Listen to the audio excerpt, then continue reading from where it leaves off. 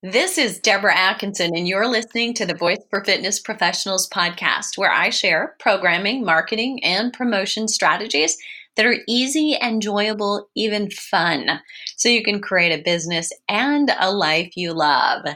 And this month on the book review, we're playing a big game of catch up. So we're way behind. And maybe we can kind of get by under the wire because we've reviewed 2 books 1 month. We potentially may review more than one in the upcoming weeks. But here's where we're at. We're picking right back up where we left off after a review of Dark Horse and Good to Great by Jim Collins. And I'll link to that podcast in case you missed it and you're looking for intriguing summer reads or audiobooks. And I'm curious, I'd love to hear from you about how you consume books in 2019. Do you read or do you listen?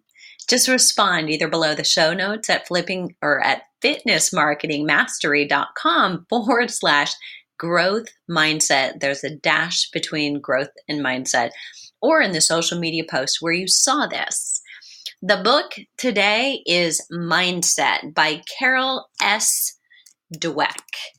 And the reviewer, my co-collaborator, is Tom Durkin, owner, operator of Ames Fitness and Fitness World Ankeny in the Midwest. He's the CEO of Health and Fitness Management and has 40 years experience in fitness industry sales and management. Not a silent partner, but someone in buildings every day, responding to phone calls, emails of 315 employees and thousands of customers. He, like so many others who have successful track records, is a voracious reader and has a personal library of over 2,000 books. Tom, thanks so much for being here. Yeah, thanks for having me. And I want to make sure listeners, you realize this. If you're new to fitness, and I say new being you've got 10 or 12 years, maybe 15 years of experience under your belt, you may think that's a lot. You may not understand how longevity in the fitness industry, like 40 years, is rare. There are not a lot of independent owners of fitness who've created profitable, sustainable businesses that influenced thousands of lives for 40 years. That's someone's book recommendation you want to take seriously. So let's dive in. First of all, just like vomit your reaction. So in reading Mindset, what do you think? Would you read it again? Would you recommend it? I do recommend it, and I would read it again. I think it's critical to your success, whether you're owner, trainer, sports, relationships, even if you're a customer. Your mindset dictates your outcome in everything, and I see it every single day. And it's sad to see. It's hard to change. And but if you're going to stay in business for 40 years, you better ID it. I think I'm a little better at identifying it now. I mean, I make mistakes every single week when we hire people, I'm sure.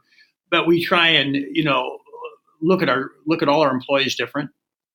We even look at our customers different, and we've even changed our protocol in onboarding new members and talking to them about the expectations and asking them point blank, what is your mindset? How's your head on this thing? Do you understand what you need to go through? Do you understand the condition you're in and where you need to go? And are you willing to pay that price? Are you willing to take these steps?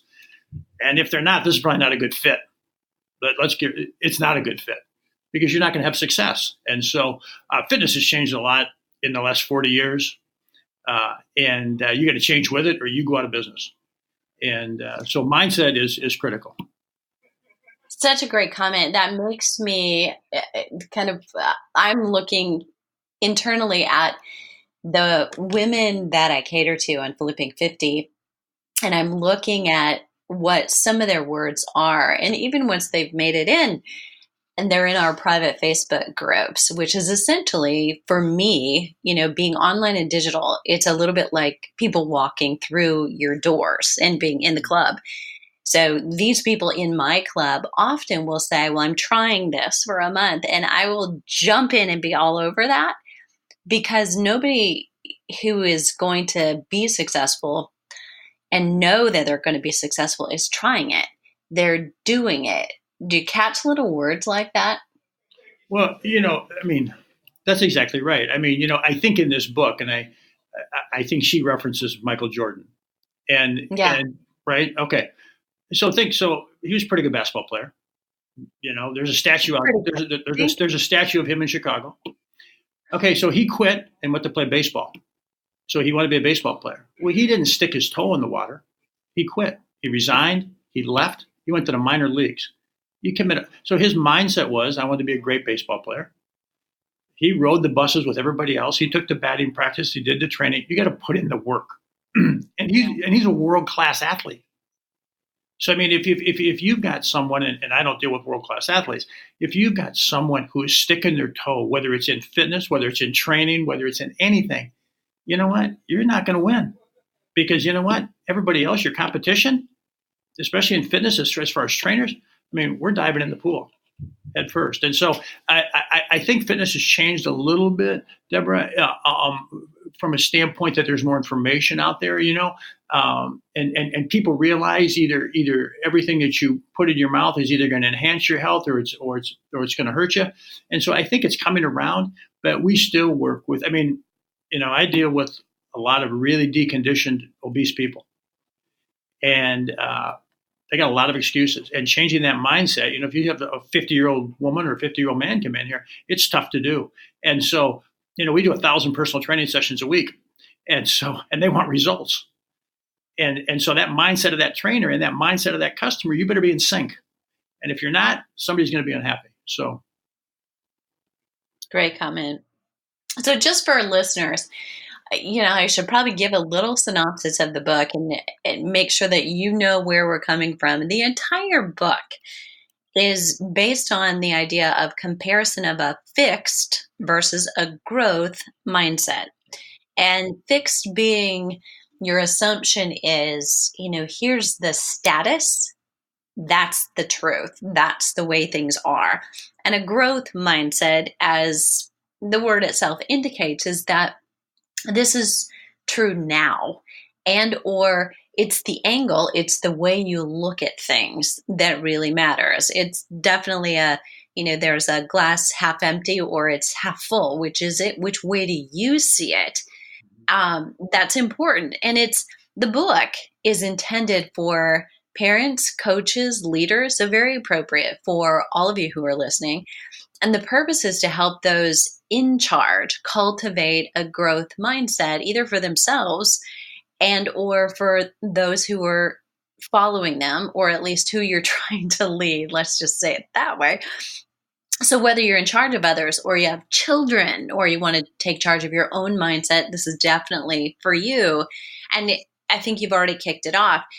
This is applicable in work, in sports, in relationships. Your mindset matters. But sports is potentially the most applicable, or maybe it's the easiest for all of us to relate to, whether you yourself or are active, you're in sports, or you like to watch sports. I think we all get that. We all understand it. So when you're interviewing, I'm going to really put you on the spot here. I mean, mhm. is there an instance where you can think of someone you've interviewed that, say, has skills, they have talent, maybe they come across really well as a people person, but yet they've got a fixed mindset Mhm. that you've hired? What was the thing that maybe now you know that you didn't know that should have tipped you off to this is a fixed mindset and it's going to be a challenge to work with that person? In fitness, there's certain things you can control and there's certain things you can't control. You can't. For instance, you cannot control your competition. You do not know what's going to happen tomorrow. And so I think one of the things that now when we interview people, we tell them up front, that they need to be flexible and they need to have a growth mindset, and that there's going to be lots of challenges and changes, whether it's their hours, whether it's their job responsibilities. I mean, you might come in here and be applying for a certain position, but fitness changes, and I have to change with it. You said on the top of the show that I've been doing this for 40 years. Well, it's changed a lot. And so if I had a fixed mindset, I would be long gone. We would not be talking today.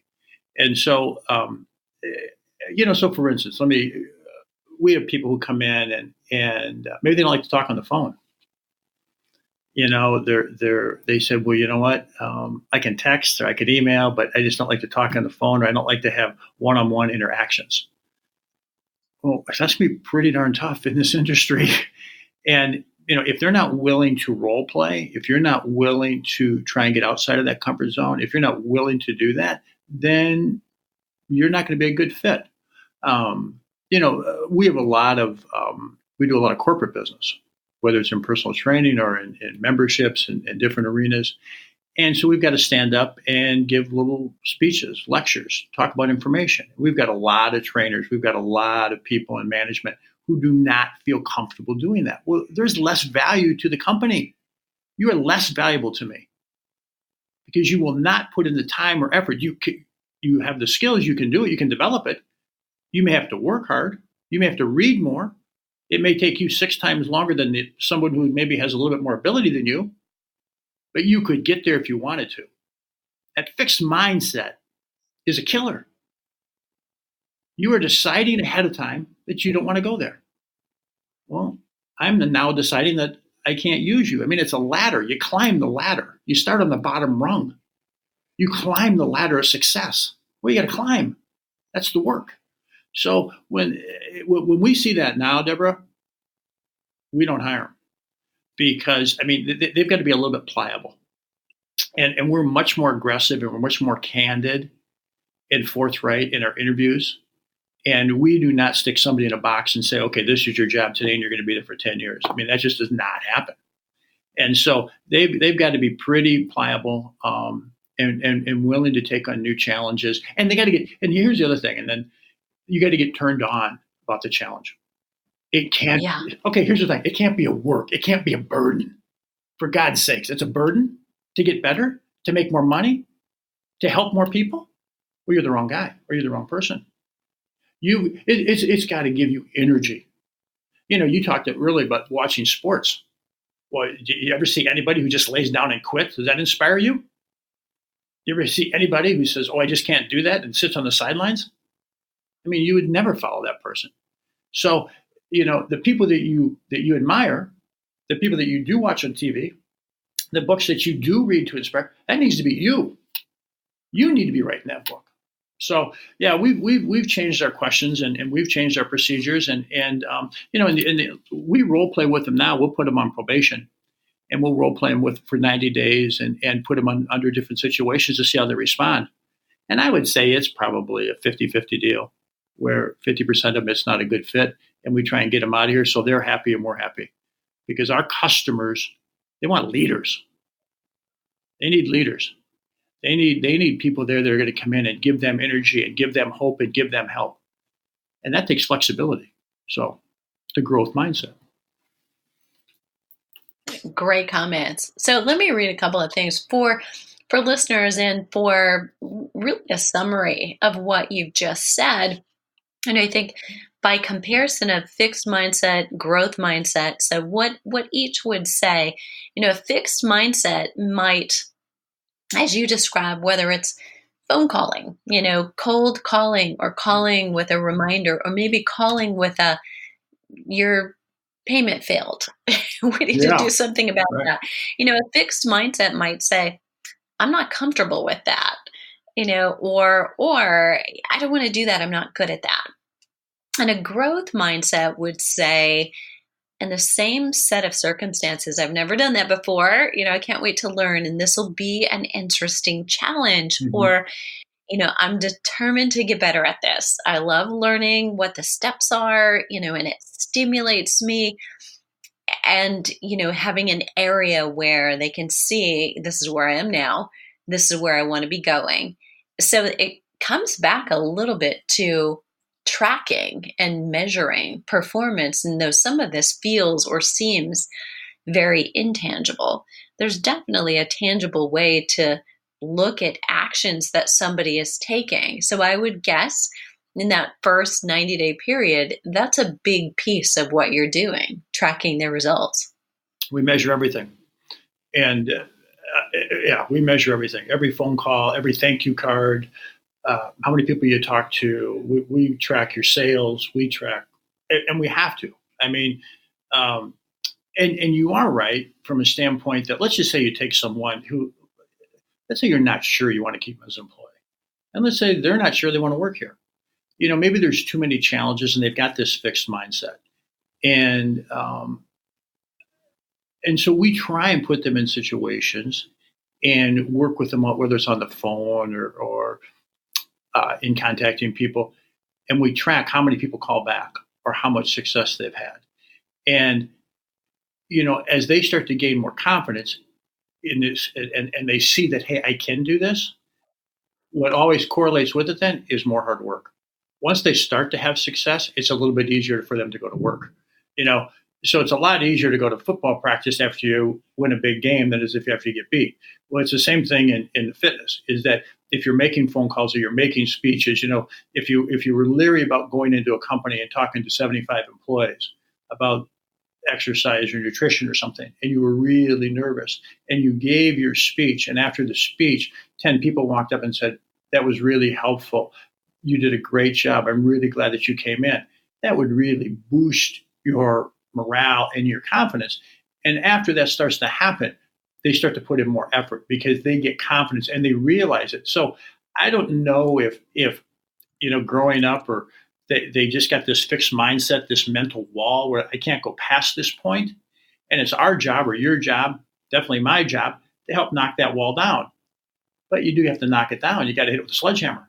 And if they're not willing to take that sledgehammer, to this mental wall, it's pretty darn hard. But I'm not saying you're going to like it. We still have a lot of people who don't like calling people whose payments don't go through. I don't necessarily like that. Yeah, that's not a fun thing. Right. Yeah. After 40 years, I don't like calling you and saying, "Hey, you know what, Mrs. Smith, your check bounced or your credit card's maxed out." But that is part of my job. I do that. Right. And so we try and improve it and role play it, and we try and measure it.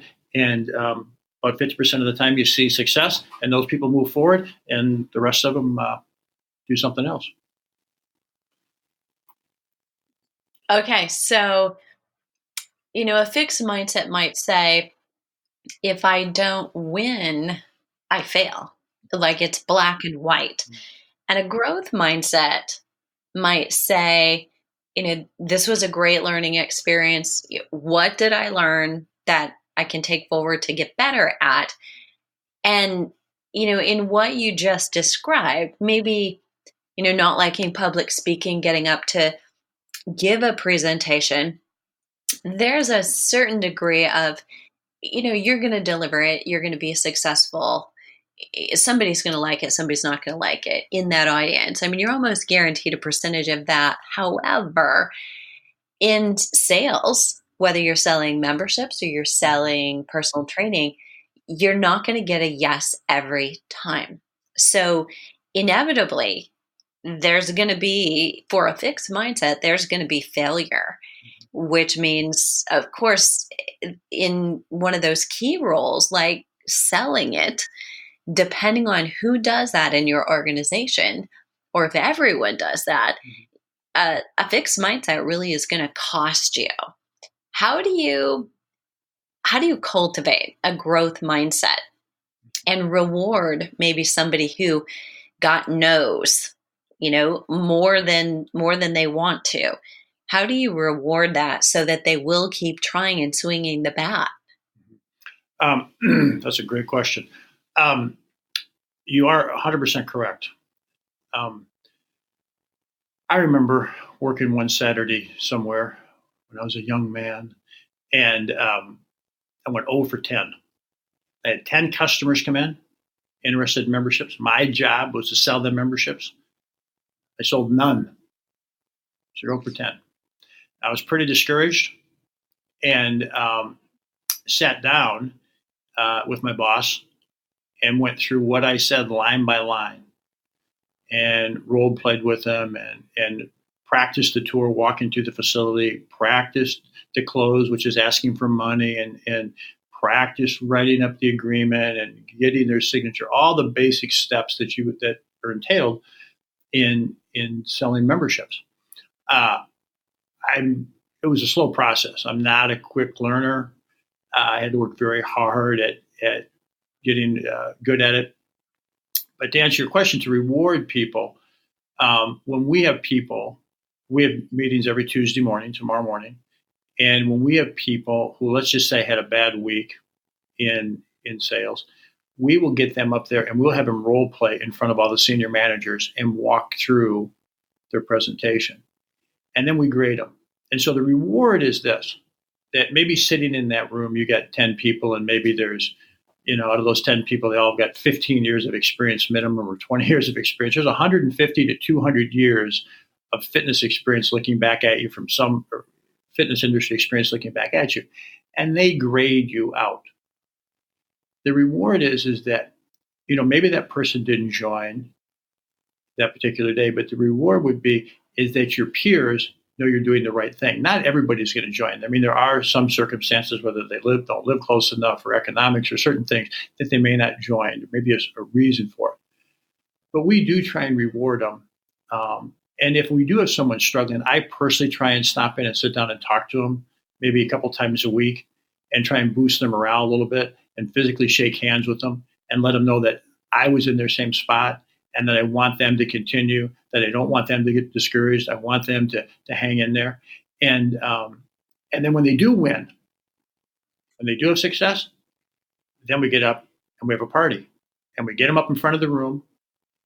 We give them a standing ovation. We let him or her take a bow, and they feel better. Now, you're still going to have struggles. I'll have struggles every day, and as will they. But we try and reward them and create a culture. I want everyone that works here. I want the guy that cleans the locker rooms to have a growth mindset. Everybody, because the job is changing all the time, and you're bumping into our customers, which are our lifeblood, and taking care of those customers and inspiring those customers and helping them throughout their day makes all the difference in the world. So we try and reward them, affirming what they're doing correctly. We try and do it publicly. We role play with them, and then if they have, let's say for instance, and I personally send them thank you cards or a way to go card, congratulations card. I'll sit down and write them on a card, a heartfelt card, and I will mail it to them. I see them in the building, but I'll mail it to them and it'll come to their house. And just to let them know that they're on the right track, and we certainly appreciate it. Love that. Love that analogy. So let's maybe in the last few minutes today talk about how you deliver compliments and how you deliver praise. Mm-hmm. So we just kind of painted the opposite example of, let's say it doesn't always go right, and you still get rewarded. You still are in a room with other people who've swung the bat mm-hmm. and who didn't always hit it out of the park. I just, and by no coincidence, mentioned this to a client earlier this morning, that there are a couple standout people among the Flipping 50 community mm-hmm. who are far from attaining their destination. They are, a woman who weighs 228 pounds. She's not at the weight she'd like to be, but she's lost a significant amount, and she's out there doing 5Ks. She's taking up golf. She finally took up swimming after 2 years of me encouraging her.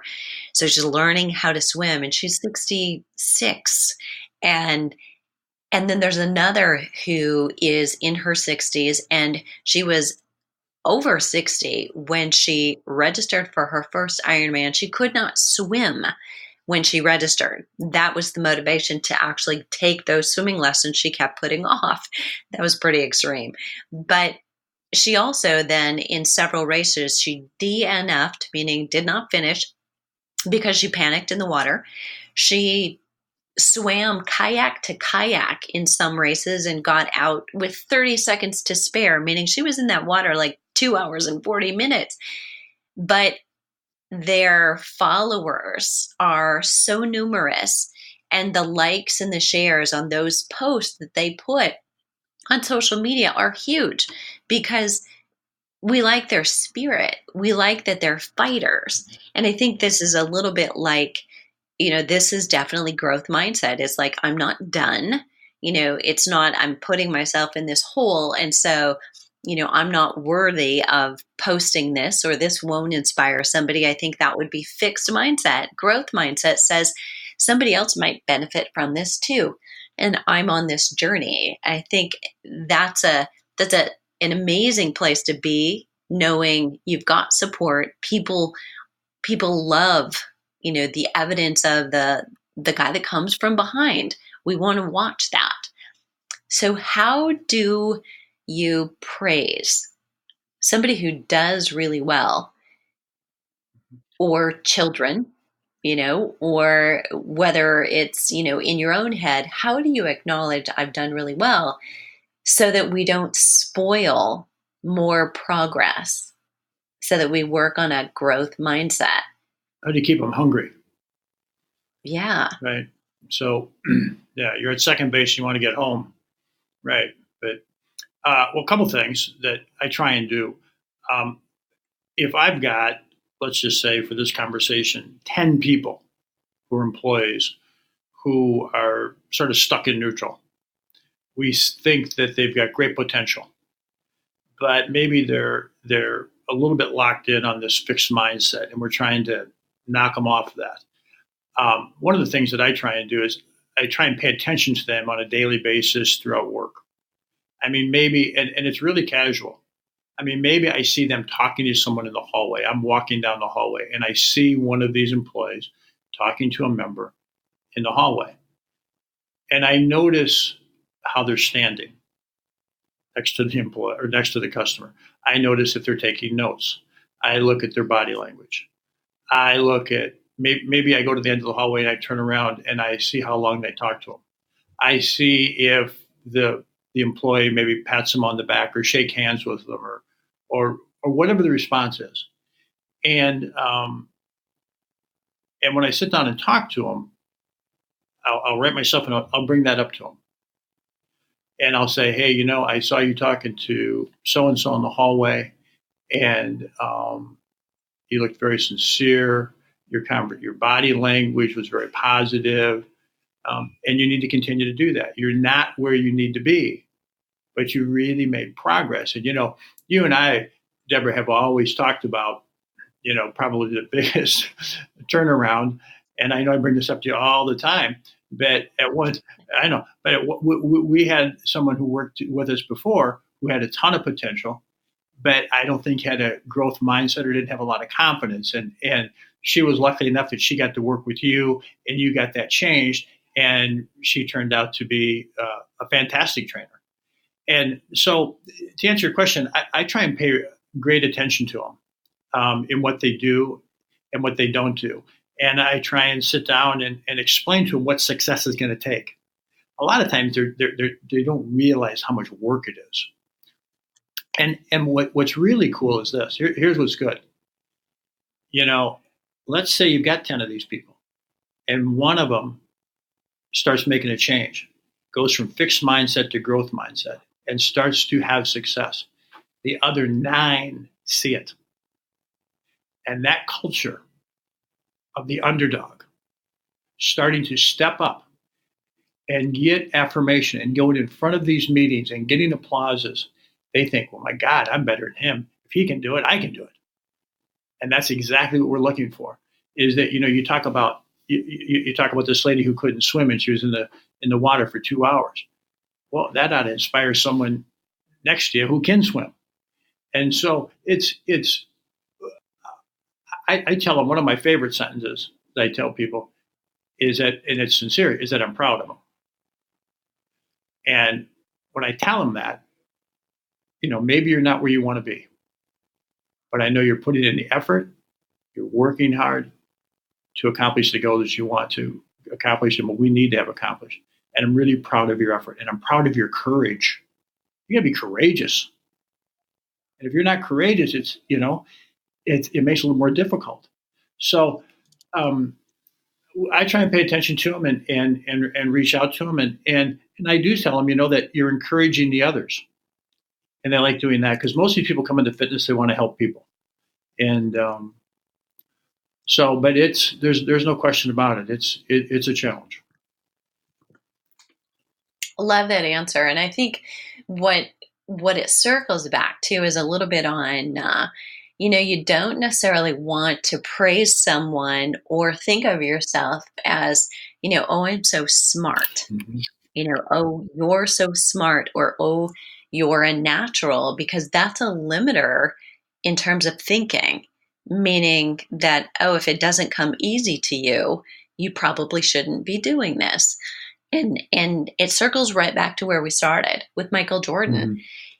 As he aged, and younger, faster, you know, athletes with more potentially natural talent and or more fast twitch muscle fiber, more power, they didn't catch up with him, or he didn't get left behind because he worked harder at maintaining it. So we call it aging as an athlete, meaning as he entered his 30s and got older, quote unquote. But the same could be true of clients, so we could be talking about trainers, health coaches, managers, or we could be talking about literally our clients. You can make up for it. We now know you don't have to get slower and fatter with age. It's only that will happen if you naturally do nothing to prevent it. So praising the effort, praising, swinging the bat, and, asking questions about how did that make you feel doing something that you were nervous about doing, to help the growth mindset, as opposed to say, you're so smart, or you just got this, you're a natural at this, because that might be a limiter, unintentionally. Have you seen yourself or caught yourself delivering any of that type of praise where you thought, okay, wait a minute here, I need to regroup?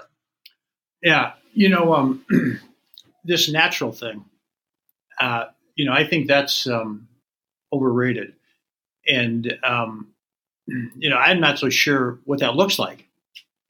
So, I'm like you mentioned at the top of the show, I read a lot of books, and there's always a common theme, and I don't care who it is.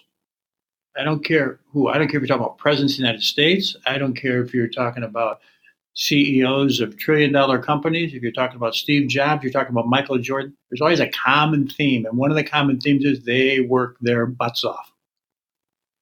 And I would say that one of the struggles that we have now on this fixed mindset and this growth mindset is that the customers. It's more of a problem with our customers now coming in thinking I can never accomplish this, or I can't get that done, and it's tough to change them. It's hard.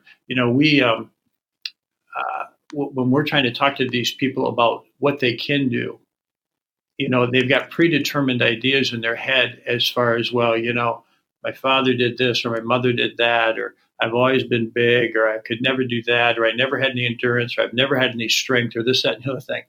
And trying to change some of those things and those attitudes is really difficult. And so I don't know if there's a lot of naturals out there. I mean, I think this growth mindset, and this is why when you said earlier, hey, would you read this book and would you recommend it? And I would tell all your listeners that they should read this book and they should recommend this book, because without this growth mindset, whether you're in relationships, whether you're a parent, whether you're a trainer, whatever you're doing, I mean, you got to constantly improve, and that's going to take effort, and that's going to take energy, and that's going to take the right attitude, and that head on your shoulders. If you want your body to perform better, get that head squared away. Back to that growth mindset, and if you think that fixed mindset, Deborah, you and I have said this before. There was never a 4-minute mile.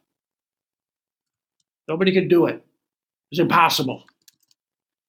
Decades and decades and decades. Nobody could do it. Then one guy does it. Now it's common. Because And I think that barrier breaking is similar to a lot of things that we see in the fitness industry. And I think as a trainer, here's the exciting thing I think as far as a trainer. If you're a trainer now and you know that these people can make tremendous strides, and they may have to spend 2.5 hours or 2 hours and 40 minutes in the water. But just like you said, you applaud that person's effort, that spirit, that drive. And we don't see a lot of naturals, and we try and persuade them to have a growth mindset and to put in the effort. Fantastic.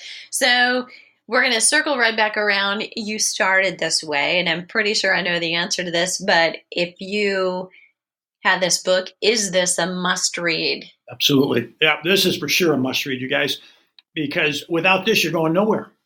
You're done. You're done. Is that, you can have all the education in the world, you can have all the money, or like if you have all the money, I guess you don't need a job, but you can have a lot of pluses. But the greatest thing is that when you have this growth mindset and you roll up your sleeves, if you will, and go to work, not only can you change your life, you can change everybody that you come in contact with. And boy, that's fun and that is rewarding. And so, yep, this is a must read, and it's not a very big book, and so I would recommend this to all your listeners. Fantastic. Thanks so much for being here. Listeners, other books coming up in our Books Fitness Professionals Should Read series. The Obesity Code will be one we cover in the near future. Other titles that we're considering is 9 of the Worst Mistakes You Can Ever Make at Work, The $1 Trillion Coach, and Peak. And a book that I'm just going to mention because you alluded to it earlier, talking about talent or being a natural, that might, if that topic grabs you, listeners, Talent is Overrated by Jeff Colvin is a book that is very relevant to that topic. Fitness pros, if you have a question or a comment, you've read a book that we should review, or you're loving the reviews that we've already done, leave your comment below the show link at fitnessmarketingmastery.com/growth-mindset. And I would so appreciate you leaving a rating in iTunes. It really helps us spread the word. Check out the blog and other podcast episodes to grow your fitness business at fitnessmarketingmastery.com.